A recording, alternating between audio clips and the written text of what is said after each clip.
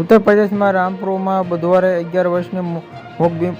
બધિર દલિત છોકરી પર અત્યાચાર મામલો પ્રકાશ આવ્યો છે કે પીડિતામાં પર માત્ર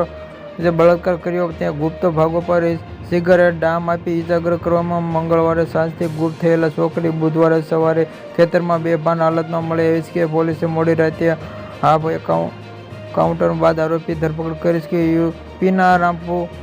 બુધવારે 11 વર્ષની મુકબધિર નામની આ છોકરીમાં જે ગુપ્ત ભાગો પર સિગારેટ ડામ અને ઘણી ઇજાગ્રસ્ત મંગળવારે સાંજથી ગુરુવારે છોકરી બુધવારે સવારે ખેતરમાં બેભાન હાલતમાં મળી આવતા જે પીડિતની પિતા ખેડૂતને છોકરી ગુમ થયેલ તેમાંથી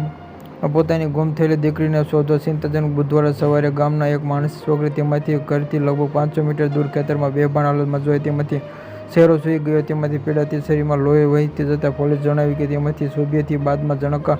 આવતા જે હાથ બાદમાં પોલીસ સ્ટેશનમાં જ્યાં અધિક્ષક ગ્રામીણ જયપાલ સિંહ મીડિયામાં હોસ્પિટલ લઈ જતા તેમાંથી હોવાનું જણાવેલ છે કે જે પીડિતની ફરિયાદમાં જે એફઆઈઆરમાં નોંધવા પ્રમાણે અધિકાર મામલો તપાસ હાથ ધરી છે. 3 ટીમો રચના સમયે મોડી રાતે આરોપી જે કૌડ આરોપી ગોળી વાગી હતી તે